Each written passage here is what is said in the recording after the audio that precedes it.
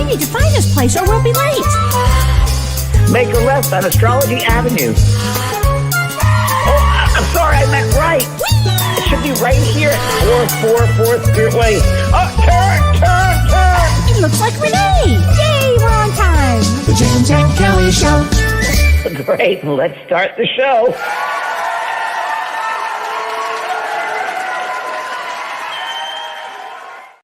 Hello, Kelly. Hi, James. How are you doing I'm tonight? good, sweetie. How are you?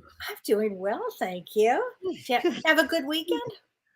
I had a great weekend. Our old guest we had, Ann Yes. Vanderwater, who was on our show, who did the human design. Her and her partner came to my house the weekend, and we had a great, incredible time. And our talks were wonderful, and it was really, really nice. It was great conversation. It was fantastic. My friend Jeff was there, Oh, and Denavia, and we had a great, mindful conversation about things most people wouldn't understand. oh, I would have loved it. It sounds Our group would wonderful. understand, I think. Hey, everybody. Hey, Janelle. Hey, Jen and Lisa. Hi, Patricia. Tony. Hi, Allie. Oh, they're so excited about this topic tonight. People Oh, have really wait, been wanting to see, learn it's- about it. Well, there's a lot more than just the topic, too. She's Oh, done it's a going to be a lot. great show, everybody. Hi, Vicky. Hi, Laura Young. Hi, Yes. Sherry. Hi, Hi, Renee. Jen. I love the same people, same faces, and then new Yeah. faces. It's great. Oh, look, Lisa Zapp from Brisbane. Oh, great. Down under. Great. Very Gosh. good. Okay. So, Kelly, those things are really happening in the skies astrologically, right? It's like a lot of things. heavy duty. Yeah. Yeah. Would it be a lot more activity, or would it be the type of activity that's the most impressive thing to you? The For amount right now? the intensity of it.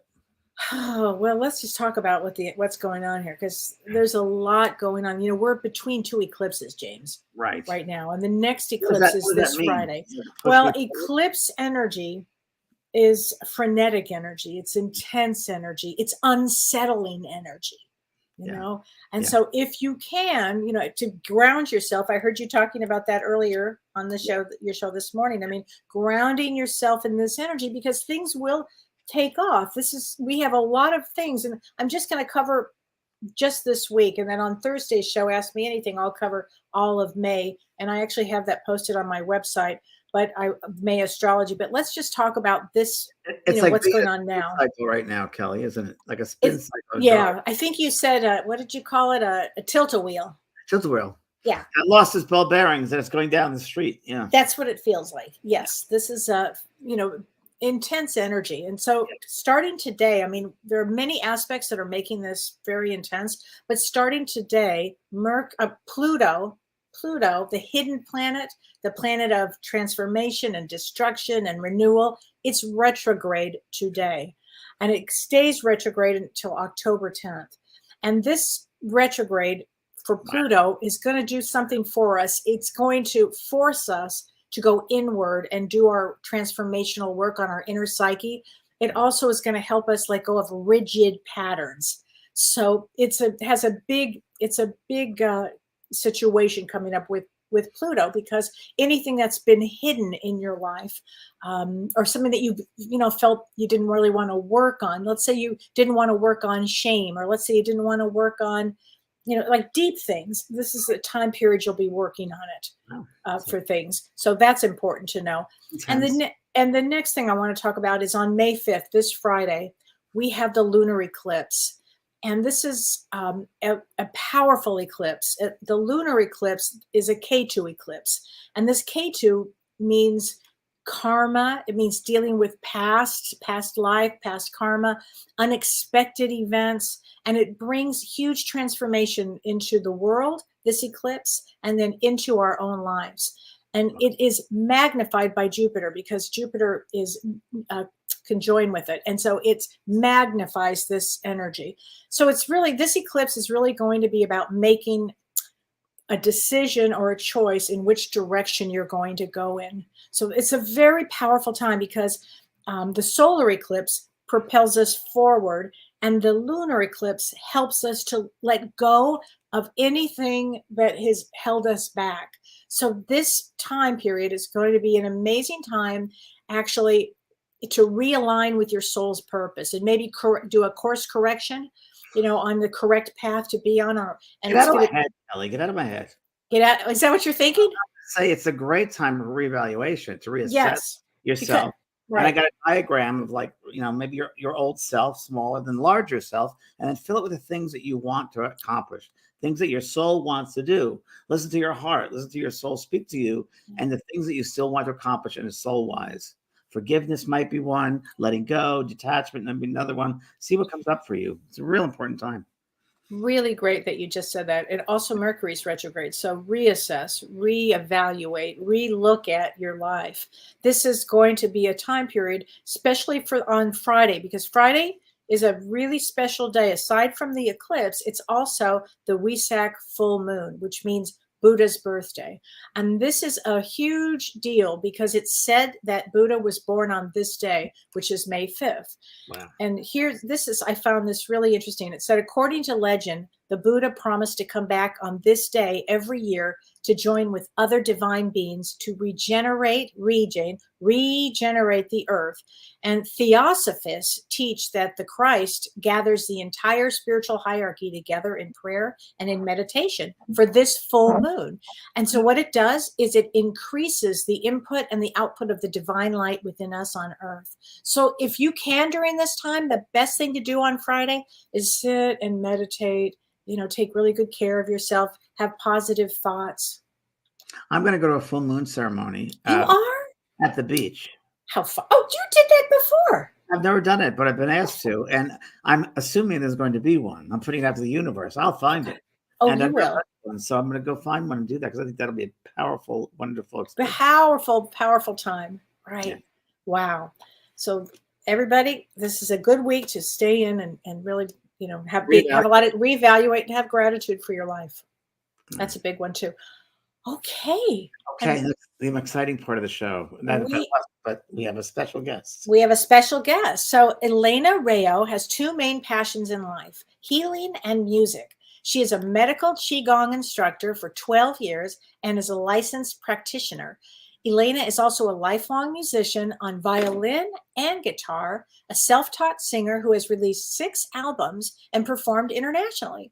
She owns an analog recording studio called Ancient Wave Studios. Mm-hmm. Her education includes degrees in classical languages from Berkeley, Cambridge, and UCLA. And she lives now in a small mountain town in Northern California, but she's from Madison, Wisconsin. Welcome, Elena Rayo. Yay, Elena. Hi. Welcome. Thank you. Have you here. So happy to be with you both. Oh my gosh, we have so many questions for you. You have such a fascinating background, but let's start with how did you get into Qigong? Yeah. Or what was your very beginning of your interest in spirituality or that sort of thing? When I was a kid, my parents were hippies. They met at the Human Being in San Francisco on LSD. So how funny. Classic story of the 60s. And I grew up for a short time on a commune in the Santa Cruz Mountains. And then my parents realized they couldn't make any money. So my dad went back to school, got his PhD, and got a job at the University of Wisconsin. That's why we moved to Madison. But he was always very interested in esoteric things. So the walls of the library in the house were lined with those astral travel and all kinds of things like that. And so even as a young kid, I would read those books and practice astral traveling, things like that. And then, as you do, you grow up and get a teenager and you kind of forget about all that kind of thing because your parents are crazy, right? And you want to move on into becoming your own person. Yeah. And so got into music and other things and schooling and all of that. But I think that at a certain point in my life, it started to come back in as it does, right? It always finds you again. Sure. And I got into tarot reading, which was, I had a teacher for 20 years learning how to do readings. And that was great. And I enjoyed that. It was mostly for myself, really. But it was interestingly the stage thing that really got me into Qigong because I had the worst stage fright. Really? It was so difficult for me to go in front of people. I would literally have these panic attacks and my voice would seize up and my fingers would shake and it's the number one fear, by the way. Number one.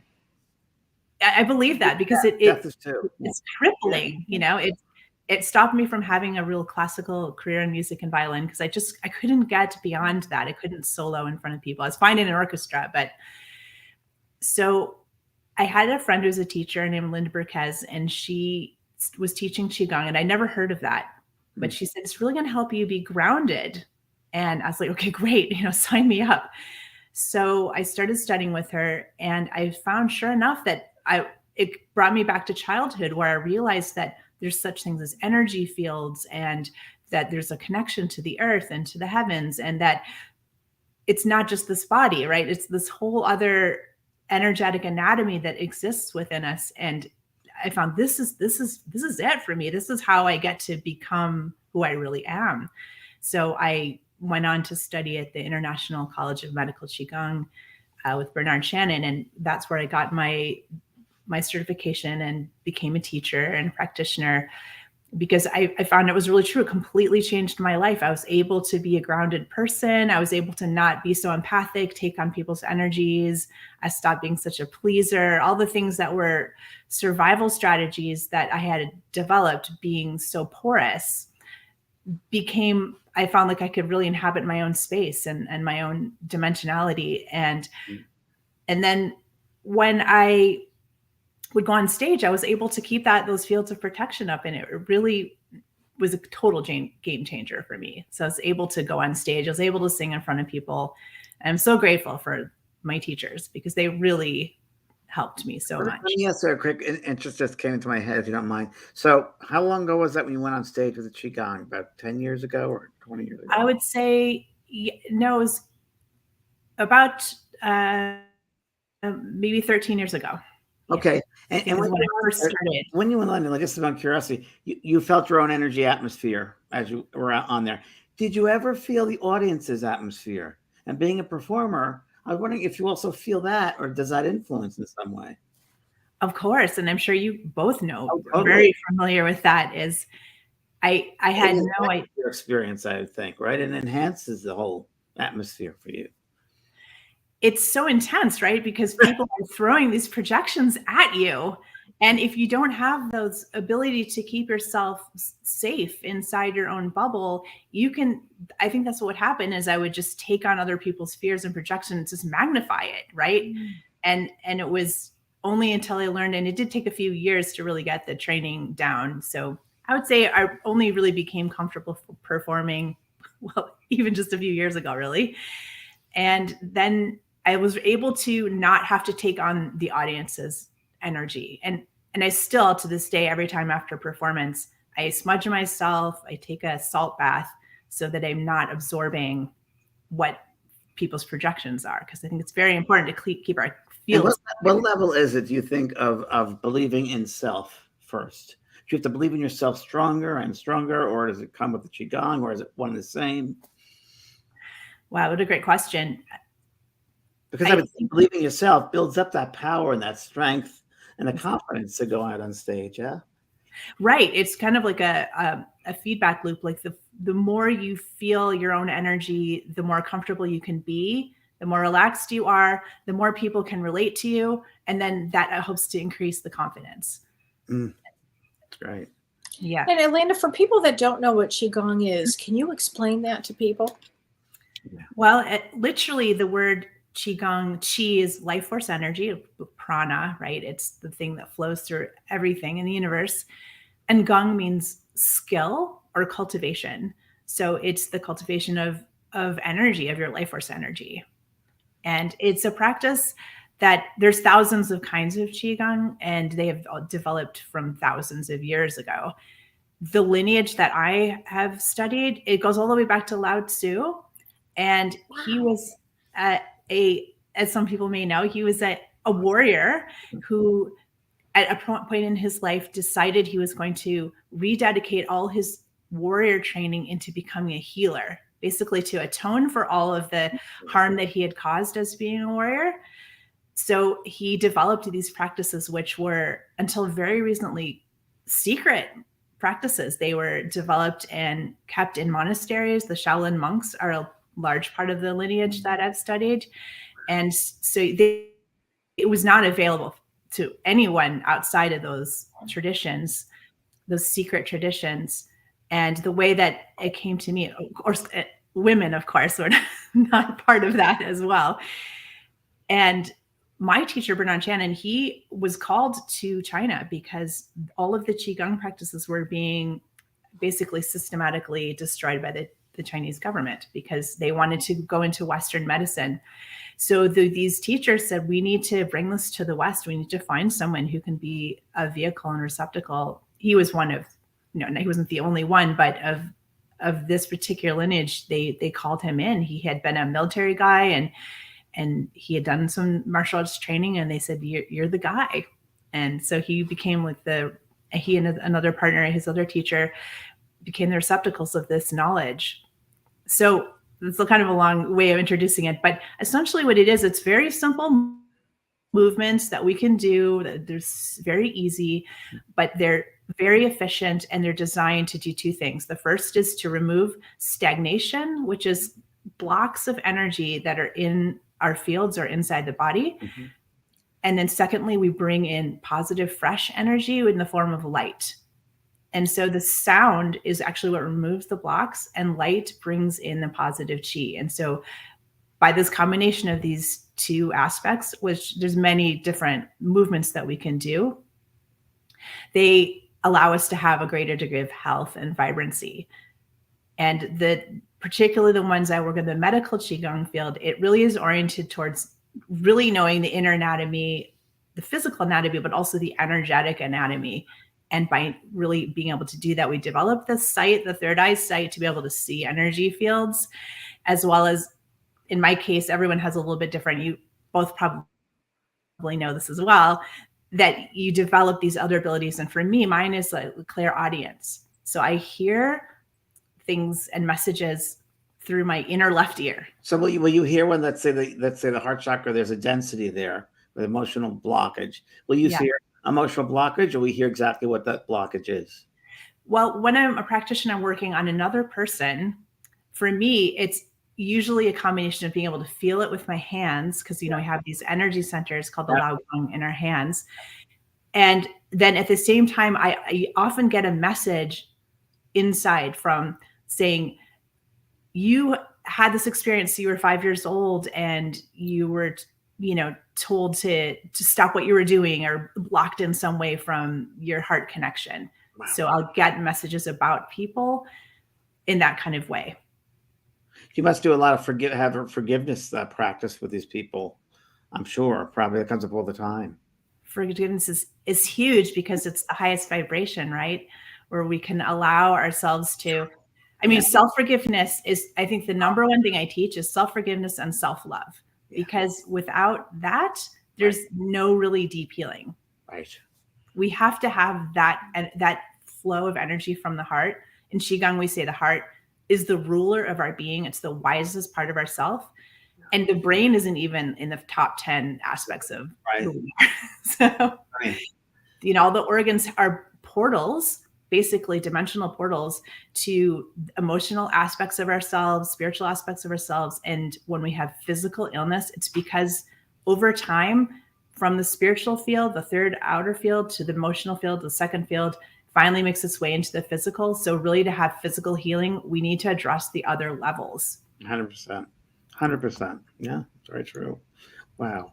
You've had so many different experiences. And besides Qigong, can you talk about the near-death experiences you shared, or the UFOs? Pick one. Yeah, you've had so many fascinating life experiences here.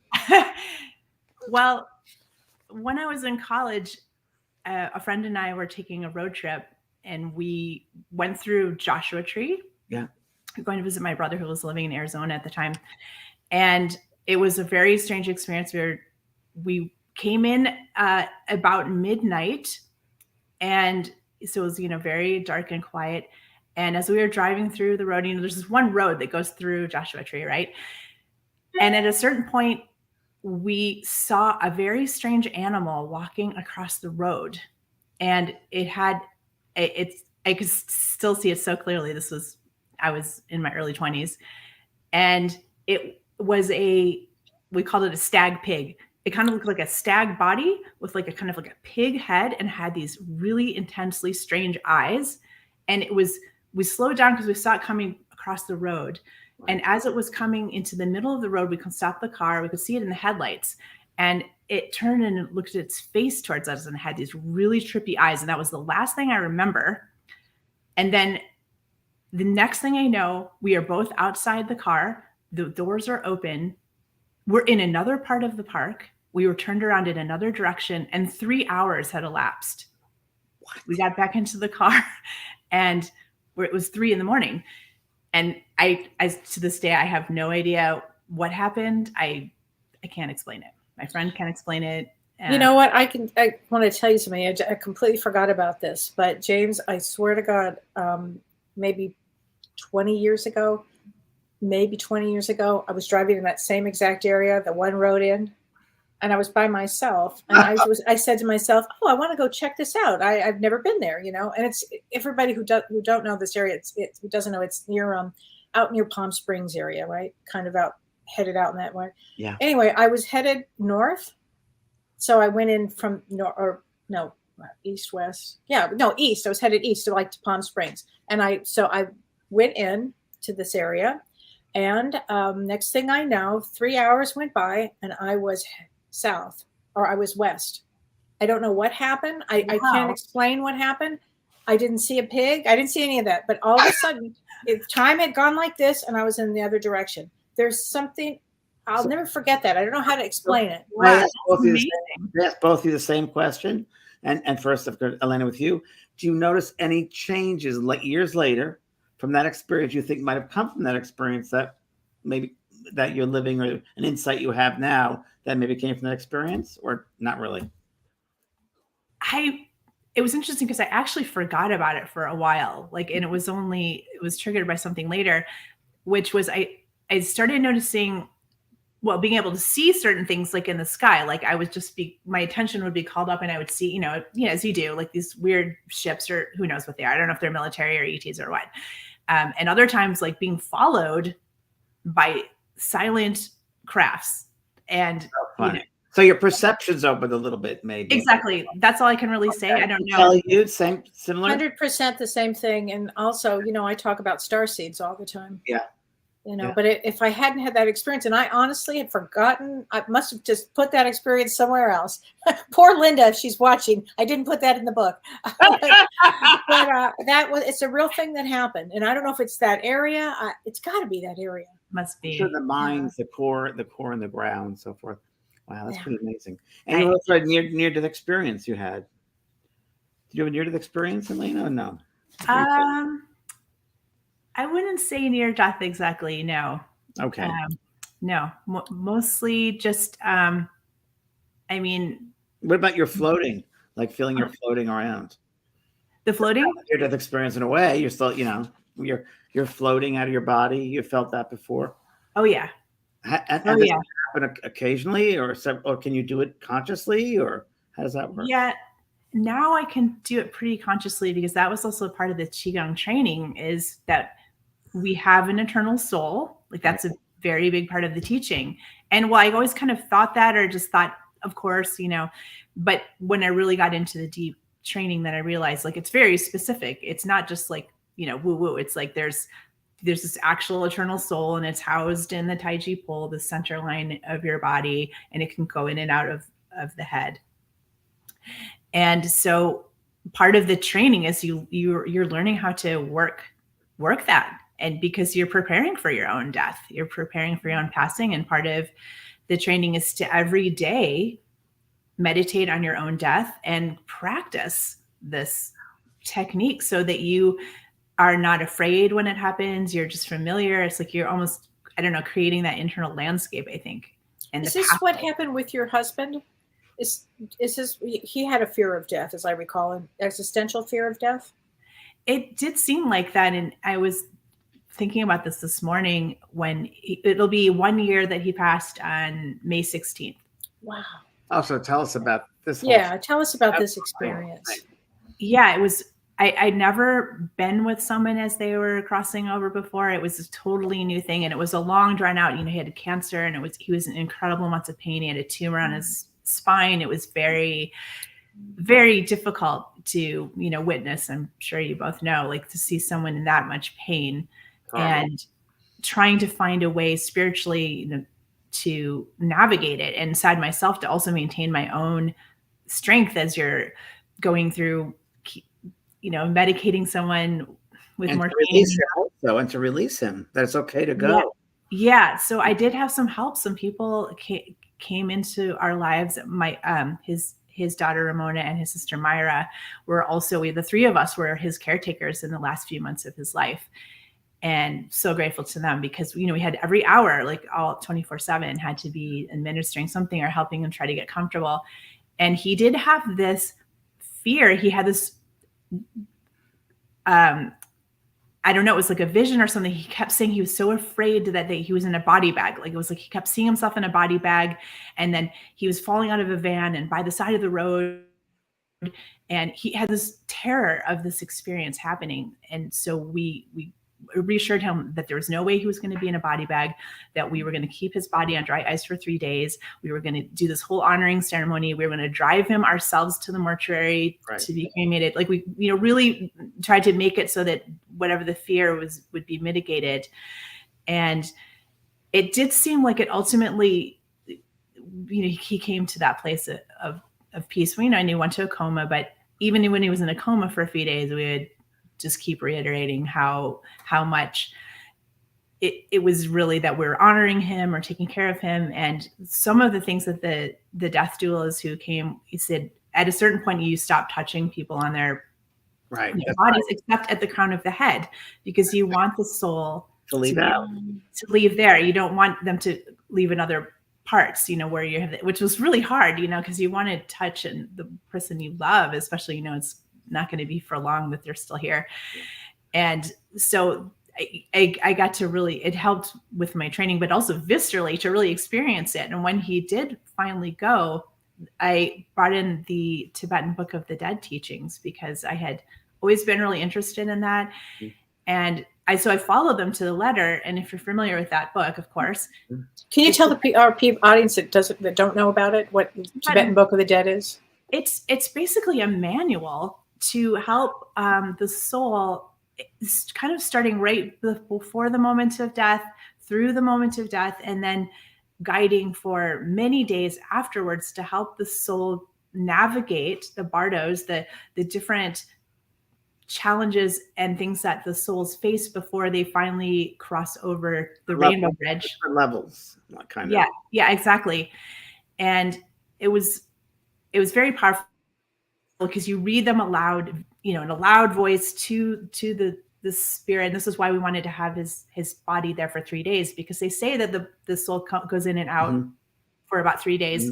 I know in some traditions, that's why you cremate the body within 6 hours, because you don't want the soul to be going in and out of the body. But this was very specific. You turn the body on the side, and you tap really on the top of the head, and you really basically guide the soul out of the body.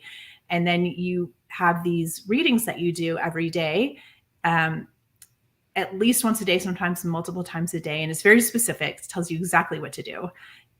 And it says, now you're coming to the place, now you're seeing this deity, now you're seeing this color light, you're seeing a dull light, and you're seeing a bright light. You're going to want to go to the dull light because it's familiar and comfortable. But if you go to this dull light, you're going to be reincarnated, and you're going to be facing the similar issues. So each day there's a different pathway that the soul faces. And each time you're always supposed to choose the bright light. And in Saul, my husband's case, it was on the 4th day, we drove his body through town. We had the whole processional, like everyone from town came out, and we had put it in his 1954 GMC truck in the back and decorated with flowers and really made it a ceremony. And we took him to the mortuary, and we put him in his casket into the crematory. And it was the day, each day also has a different element. And it was the day of fire, just happened to be the 4th day. and say, go to the red light, ignore the dull blue light. If you go to the blue light, you will be reincarnated into a form of suffering. And the red light, choose the bright red light, even though it is fearful and even though it is intense. And right then, as I felt his spirit just go whoosh, right through, and he just went up to the next place. And his daughter, in the car, we actually took a photograph, and there was this giant ball of red light. You could see it passing by the car as they're outside. It was truly amazing. This was all confirmed later by a Buddhist monk who read some teachings for him, his soul, and said, he got there, and the fire helped him go. It was so many different ways that was really reaffirmed. And I just felt like that book is really powerful, and it really helped. I have had no experience with that book at all. Have you, James? I haven't. I read it years ago, 25 or 20, 30 years ago, but I haven't used it for a ceremony or no. Wow. Must have been a very powerful experience for you. How were you emotionally through that? How did you handle that? I felt like that book it gave me so much hope, because it was so specific, and it made me feel like, okay, here's what you do. There's something you can do, and you're helping, and you're in communication. And it was at this point, after he was able to cross over, that then I was able to start communicating with him. So then I was able to start hearing his voice. Wow. Tell us about that. So at first it was just, the things that you expect, the reassurances and thank you so much. You did everything right. Everything was perfect. Thank you for the honoring of my body. And then it got to be more interesting when a friend taught me about this flotation tanks. Sure. Are you familiar with those? Where you go in, it's basically like Kelly, have you ever? I've never done it. No. They're wild. Have you done it, James? I have. Yeah. Gosh. You want to explain what that is? It's an isolation tank, essentially. You're in a very super salinated water that's warm. It's blood temperature, and it's completely dark. And so you float, because it's so much salt you can't sink. You just float. And you put earplugs on if you do. Yeah, earplugs. There's no sound. There's no light. You don't feel anything, because you're just floating. It's like you're floating in space. It's amazing, actually. I really recommend it. It's very deeply healing. It's pretty good for the nervous system. And what I found was, because there's no external thing, like all of a sudden I would hear Saul really clearly, and he was coming through, and I was like, oh, hi, and he's like, and then he really started to lay it towards me, because I was in so much, of course, grieving and shock. We were very, very close, like twin souls, people had said. And he showed me early on that he said, there's a portal in your heart, and I have a portal in my heart. Even though I'm on the other side, he's like, I'm right here. I'm right here next to you. I'm just literally like, it's just a membrane. And all you need to do is open the portal of your heart, and I'm opening the portal of my heart, and we can communicate like this anytime. And I was like, this is great. So we did. So I would do this once a week, and we would have a date, and he would tell me all kinds of things, like how to fix the solar panel that's malfunctioning, or, stuff around the property. Like, you need to call so-and-so, you need to do this. And then I was doing some performances at the time, because I needed something to focus on. So I turned to music as being like my kind of salvation. And Saul loved Joni Mitchell. It was his favorite songwriter. Totally.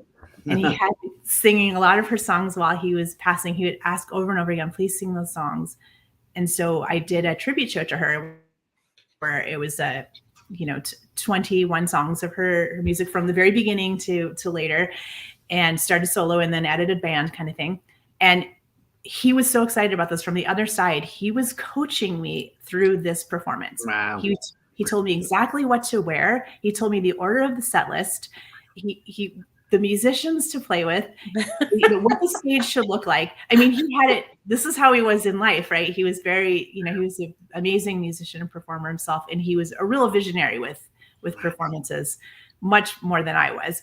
But he's like, I'm going to do this. We're going to do this together. I'm going to be inside of you. We're going to do this together. And James and Kelly, I tell you, I was like an okay singer before, like, could kind of sing. But after he passed and he started coming into me, like this whole other dimension of my voice came in. It was like he was now helping me to sing. He was inside of me. And he would have me rehearse these shows, like he would literally have me go like an athlete, like they do sometimes. You go through the race, in your mind over and over again, like you rehearse it to kind of train, I don't know, all of this, right? So he would have me do that, come out on stage, pick up that guitar. It's right there. You're going to start this song. And he would have me do it in real time over and over again. And so then when I came to do the actual performance, I was just right there. Wow. It was like, able to flow through so completely and beautifully. And then later we had a tribute to his own music because he was a really well-known band leader and had a lot of his own albums. And so that was part of the tribute, is we wanted to have a whole show of his music. Through you that way, then that makes sense. It was so amazing. He was like, okay, here's what I want you to wear. Now you have to come on in my clothing. Oh my gosh. On his clothing. And he's like, start with this song, do this. And, it was like that. And so now it's like we have this collaborative relationship. And it's gotten easier over time because now it's kind of like I can hear him right now. Like he's like, you go, babe, this is great. We're getting it out there to the world. And he's given me so many messages of powerful possibility. He said, first of all, a lot of people will be crossing over in the near future. It's going to be a time where a lot of people will be leaving the planet. And he explained to me that this is all in perfect divine timing because, first of all, we need to have people leaving the planet. It's just too many. And that what it's going to create is there's going to be so many people on the other side that we're going to have so much more access to that dimension. And all of us in this dimension are going to be able to easily communicate with people on the other side. And they're there to help us. They're there to, like, as he's been helping me, be helping us. And we have this synergistic relationship where he said it's like dissolving the veils. Like we're going to be so much more in tune with each other. He said, it's like this, Elena, I'm just here and you're on vacation and you're going to come back from vacation at some point and we'll be together again. But in the meantime, enjoy yourself. Please have a good vacation. And that's a wonderful way to look at that. I have so many people that have been soulmates that are separated, through this process right now. And somebody just asked, Patricia Aldana asked, how long to train in order to attune to your beloved on the other side? So how long did it take you to get there with this? Not long at all. I mean, it was literally, I would say, a few weeks. Love will find the way. I just heard that. Yeah. Love will find the way. Yeah. Is that Belinda? I don't know who it is. I just heard love will find its way. Well, you both are so much more experienced in this than I am. I mean, what do you guys think about all this? Well, I have a question that comes to my mind. I want to ask you. When you do Qigong, do you feel as if your soul is out here on top of the head, looking down? You feel the expansion? Do you? I was just curious because I did it Qigong and I didn't do it long enough, but I knew that there was an opening here that we could, be more aware of the space here and come from that space. Did you experience that? Yeah, definitely. Because the teaching is that, we have these three energy fields. We have the first, they're called Wei Qi fields. Wei Qi means protection. Mm-hmm. And it's, it's about 1 inch to 2 inches off your body. And then you have a second one, it's about 1 to 2 feet. And then you have a third one, it's about 5 to 6 feet around you. And when you're in that furthest field, that spiritual field, it's the field that connects. Like if you can imagine, like the toroidal field, right? Like it flows, the energy flows like this, and it's also flowing like this from the earth to the heavens. And we're like this connection between the earth and the heavens, and it's coming through us. So we can choose to travel that pathway. And when we're in that outer field, we're more in the spiritual realm. And then but the idea is, we want to be able to also be in here. We want to be both, though. Can't you be in both? Yeah, exactly. We are. I mean, we're like I'm pretty aware of being in both. Yeah, we are the both. That's what we are. And the meeting point is in the heart. Love that. Yeah. I love that. The heart, in your work, it says the language of the heart. Yeah. Do you have a song, the language of the heart, or he watched the right song, the language of the heart? I think I will. Yeah, that's a great idea. The heart. You should do something with that because that's what it's called. I think you refer to it as the language of the heart. Yeah. So what I love about Qigong is I feel like it really helped me to get this attunement because first of all, I was able to use the techniques to clear all the clutter, right? The clutter that's in the mind. And also in Qigong, we say that memory is not stored in the brain. The memories are stored in the fields out here, and all the traumas we've ever had and everything, it's all stored.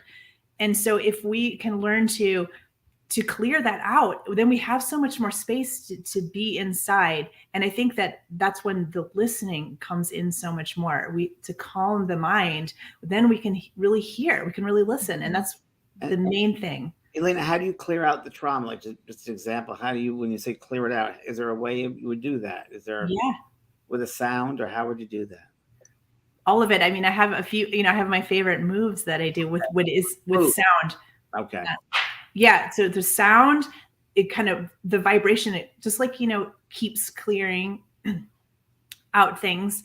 And then the motion and the intention also moves it. And it's just like any of these practices, when you do them on a daily, regular basis, you then you start to notice, like, we say that when you have traumas and things like that, the energy, it starts to go in weird ways. And then we also react in weird ways to different people.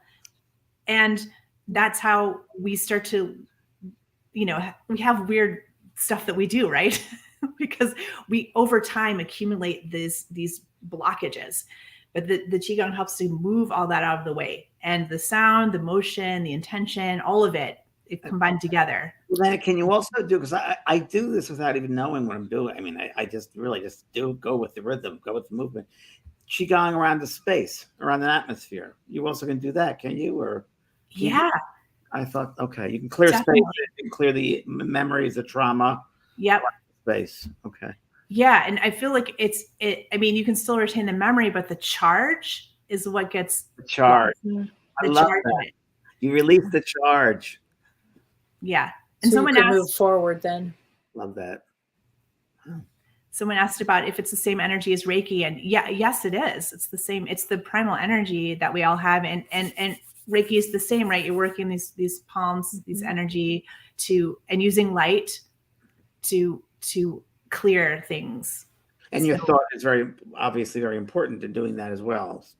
Yes, because thought, as you guys know, of course, thought is energy. It's form also. So if you have the same thought all the time, you're creating your reality, right? We know this now. We're all familiar with this concept that what you think, how you see the world, this is how you interact with the world. But your intention behind that thought creates it even further, doesn't it? It pushes it. Exactly. The engine, the fuel to go. Right. And it's more, and it's more than just the thought, because it's also working on these other levels. Like if your heart has a wall around it, say, or your heart has been damaged and you have that thought and it's related to that, it can manifest physically in your body, but it's also going to be reflected in your physical reality because you have created this energetic pathway. So how do you change the energy pathways? Well, it's because you work on those other levels. And you can work from the inside out, right? Because really we're from the inside. Out here, it's kind of a reflection of what's on the inside of us, isn't it? So and the other way around too. The other way around. Yeah, it goes both ways. Because we say all illness starts out here with a belief or spiritual, non-relationship perhaps to God. And then it can work its way into the physical, but also to clear it, we want to be able to work physically and go outwards. So I think it's really important. We're always working on these multiple dimensions, these multiple levels. Right. That's why it's so powerful. And you teach Qigong online or classes, or tell us if people want to sign up for your classes, how do they do that? Yeah. I see Renee's put up the website. And so, yeah, you can sign up and join online on a Zoom class. And I have 2 classes a week. And you have it for beginners also? Yeah, for beginners. And what's so great about Qigong is it's literally, you can be in a wheelchair, you can be 95 years old, you can any age. It's not, I love yoga, but it's not like yoga where you kind of have to a certain, level of flexibility or strength. It's just moving and intention and energy. And it's so easy. It's really quite simple, but it's also very deep, because the more you go into the practice, the more it has has power and intention and energy behind it. And of course, the more your energy fields are in training to this new way of being. I did it once for about 3 months, and I'm sorry I stopped it, but it was really fascinating, and it was really touching those energy fields around you. The more sensitive, the more you did, the more sensitive you became. Well, I like the idea of clearing out the clutter, because what happens is when I have clients that want to connect with their loved ones, and they do have so much clutter from grief and sadness and should have and I could have and I didn't and I all this. So what you're saying is this helps to build that energy up. Really helps to clear out and heal on so many levels that it opens up that area for them. Exactly. And I honestly feel like that my healing in my grief has really been accelerated by this practice, because I've been able to move that grief out of my body, out of my physical cells. Well, it's interesting to me because, again, I have many clients that have lost their soulmates, like literally, and don't know how they're going to get through the next minute, the next hour, the next day.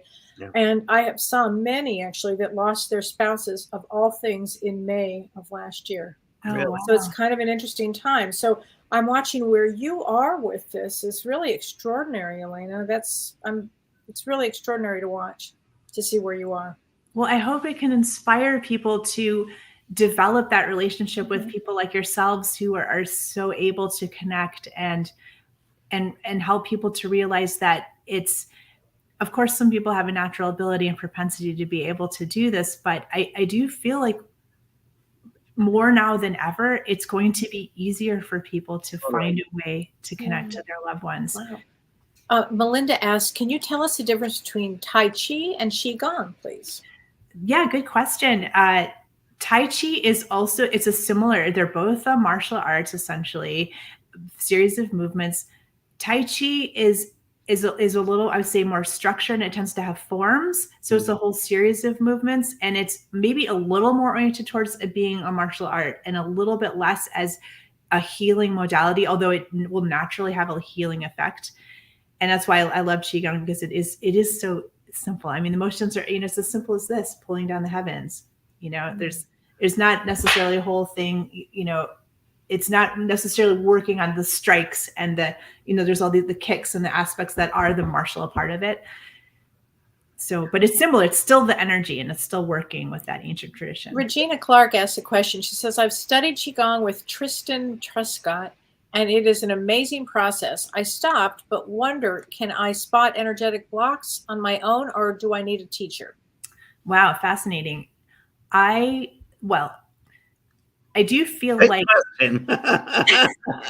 I mean, having a teacher is really helpful because it's creating container, I think, for people. And that's why I like, even sometimes, of course, this is all during COVID, right? We were able to realize that we actually connect with people online in a whole new way. It was like a whole new dimensionality was created. But I think there's something really powerful about practicing with others, even if it's remotely, but because we all know there's no such thing as time or space, right? So it doesn't matter if we're in the same room, although it's nice to be in the same room. I feel like that intention of being with others and practicing with others helps you to have a deeper relationship to yourself. I also think a teacher is objective. That's one step away from you, because if you're doing it yourself, you can think, oh, is my brain doing this, or am I really doing this? Yes. So they're going to help you with that discipline of that. Absolutely. Wow. And I understand that you have some knowledge about the plant kingdom. I know, James, you love the plant kingdom. Really? Tell us about that now. Yeah. And did that come to you afterwards, or were you always interested in plants? I always loved plants and learning. As a little kid, I wanted to be that kid who could go out in nature and eat whatever and knew what was the healing plants. And now in this process, I have such a amazing respect for the plant kingdom, because they're so powerful, and being able to see the energy of plants and work with them as our allies, it's the most wonderful. I have a nice big garden, and it's one of my deepest thrills to be able to walk out in nature and just connect with the plants and say, oh, I need a little bit of this and a little bit of that. I agree. I agree 100%. I do it every day, and same thing. Work with the different kingdoms. I just talked about this today in my show Mhm. about the various kingdoms that exist: the Diva Kingdom and the Plant Kingdom, all the different kingdoms there, the elementals. And when you do work with them and harmonize, incredible things happen. Some people come to my garden and said, "I didn't know this plant got this big," and I said, "Yeah, usually it doesn't." Yeah. It's like, Yeah. yeah, it's Okay, true. Jeff Adler asked a great question. He says, "What does your husband share about what he's learning on the other side?" Oh, good question, Jeff Adler. That's a great question. I ask him this all the time. I'm like, what are you doing over there? And what a lot of times he says is you can't really understand it, Elena, because it's operating in such a different type of reality. But he has said that he has missions, and that one of the missions is to help create this bridge between this dimension and that dimension. That's one of his specific missions. And he also shows me a lot. Just recently, this was kind of a new thing, is where he can now take me to where he is on the other side. So Yeah. he's shown me his place that he's been building, like the Golden Lake, and this cabin with his musical instruments that are like these crazy, fantastic, curly instruments that he plays for me and shows me the sounds, and all the dogs we ever had and the cats, they're all there. This big, and he's shown me other people that he's working with have also crossed over. Like, so we sit on his front porch sometimes, and I cry, or I tell him about what's going on in my life, and he's always the really vibrant version of himself, the young, healthy, the long hair, and he's always, interestingly, like 6 inches taller than he was. He was 3 inches taller, shorter than I am. So he's this tall now, and so, but we just have conversations, and he said that the main thing is to keep evolving our relationship, I think. And he really has messages for me that I shared. I have a ministry where every Sunday I have people come together, and we do Qigong and meditation and singing together, because I feel like raising our vibrations is like the thing I can help people with the most, just to feel good, better when you leave than when you came, right? And he's wanted me to really share with people how important it is that we are connecting to the other side, because they have so much wisdom to give to us. And so I know that's part of his particular mission, but I also know that he's got other missions that he's like, I can't really talk about it. And I just want to validate you for a second, because the most common reference to what people do on the other side, which, by the way, Kelly, in August we go to the cruise. We'll be going to the other side, people. That's what we're going to be doing on the cruise. Oh, We're wow. gonna have mind journeys. Yeah, it's a stepping into the spirit world. There it is, right there. Oh, They said that it's exactly what we're working on. well, But that's they've heard great. many times, Lena, the way they explain what they're doing there, and the word mission comes up all the time. Oh, I'm interesting. on a mission or missions. That's the most common word they use is on a Okay. we're in a different mission. Yeah. Right. And worlds also. They talk about missions as worlds, going to another world, a different world. Interesting. Right. And James, I just want to mention, I think you said we have 8 rooms left. We have 8 cabins left for the Okay. and it's going to be exactly going through different levels of awareness and getting to the other side and having them show you different things. And we do a hall of healing, meaning healing guides and so forth. There's going to be a lot of wonderful things. It's funny you said that, but I had to go right. That sounds amazing. Yeah. Okay. Well, it's good to know, because I don't really follow, you guys are in that world. And to me, it's just this all brand new. I just only have this one relationship, really, although sometimes other people come in now, but it's good to hear. Oh, He's yeah. a good connection. Yeah. He's a good connection. So Sherry Abdu says, do you feel Qigong would assist someone in early mediumship development? Oh, absolutely. Good question. Yes. Totally. I really do. I really do, because, like I said, it teaches you to clear the mind. It also, I always include meditation and breathing, these practices that we can do, which I feel like help us to get out of this, dimension and be so connected and so focused on the details of life, instead of becoming aware of ourselves as these energetic beings, that we're just energy and space and light and potential, and that this is a way to be in this life and in this dimension. But it also is that we are connected, because we're eternal. We are eternal souls. So Right? We It's like, already know. it's like not like we stop here and then we go there. We're always over there. But Right. We already do this. We do this in our dream time. We're already connecting. And so it's just I think we're finding the ability to there's no separation. exactly. Do you see Saul in your dream time as well? He is so many people, Kelly, I can't even tell you, probably over 30 people said, oh, Saul came into my dream. He loves to come into people's dreams. It's just like a thing he has. For me, he comes in once in a while, but I think because we have this other way of connecting, he doesn't feel like it's as important for him to come into my dreams, but he does it all the time with other people. Yeah. Wow. Yeah. Wow. Yeah. Ricky Tenhoff asks, can you sit in a chair and do Qigong? Yes. Yeah. I'm doing it right now. Okay. Oh, wow. Yeah. I'm doing Qigong right now. Yes. One of the things I like about it, that even if you're injured, when Renee's wife, Amanda, had a broken leg, it's like, you can work the energy, you can move those energy fields, even with a cast on or whatever. It doesn't, you don't have to be physically moving. You can move the energy. I looked a little bit earlier about the fields. I love that word, the fields, because it is. Well, we're on all these fields that are around us. They're fields, they're atmospheres. And yeah. Vivian asks, is it difficult to come back when you visit with Saul? Good question, actually. Yeah, really good questions today, I have to say. People are really on it. It's it can be, but one of the things that I love about connecting with him, and especially in the tank, because I have 90 minutes with him, so it's a long period of time, he gets me so much more excited about life. And it's a really such a strong theme every time, because of course I have my days where I'm just totally melting down and I feel like, how can I go on kind of thing without him, and that heaviness and the tears, and having that connection, he just gets me excited about life. He's like, look at all the things you get to do, the people you're with, it's like you're on a vacation. I'm going to remember that, to say that, on a vacation. I like that. Yeah, it's like you're going to come home. You're on vacation, so I'm still here. You can call me up. We're going to come back together again. And please make the most of this life and help other people. Help people. That's part of what you're here for. That's why you're still here. Other people that are grieving, that is a great tool for grieving as well. Would you recommend this for people that are grieving? Yes. Yeah. Yes. Yeah, I think it just helps to, I think, as you guys know, I'm sure, grief, it's so heavy, right? It sits here in the chest and around the heart, and it's like this weight. I mean, for so long, I felt like my heart was just being squeezed like in a vice, like I couldn't even breathe, right? But moving the energy, opening the heart, it just, eventually I was able to breathe more easily. I was able to feel that energy flowing, and it just took those layers of grief off. I mean, they're still there, but I would say like 80% of it, I've been able to move. Wow.